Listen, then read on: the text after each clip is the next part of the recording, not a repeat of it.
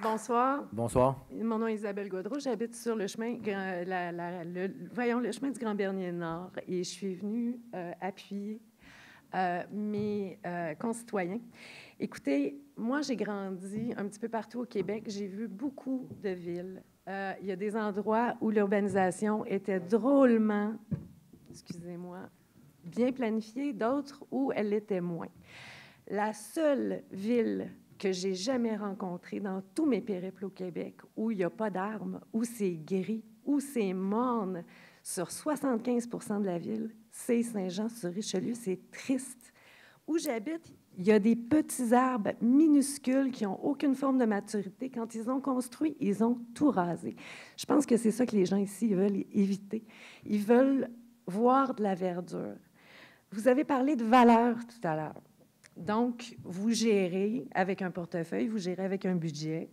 Vous avez parlé de pertes de 288 000 $ par année en omettant de développer une certaine partie du boisé.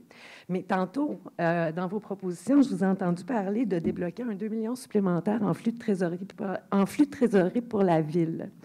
Je vais vous demander de penser dans une optique un petit peu plus large, puis voir qu'est-ce que vous pouvez gagner économiquement en gardant un boisé.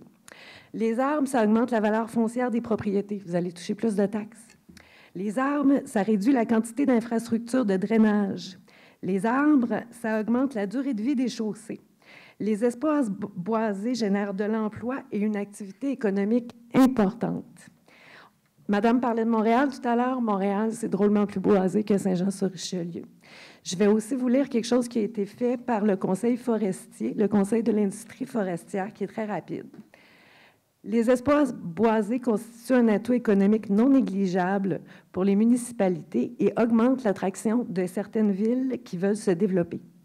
La présence massive d'arbres et d'espaces boisés dans une municipalité peut servir d'incitatif aux futurs citadins qui cherchent à se loger. Citons l'exemple de la ville de London, en Ontario, qui se qualifie de Forest City, où l'importante concentration d'arbres et d'espaces verts constitue l'image de marque de la ville.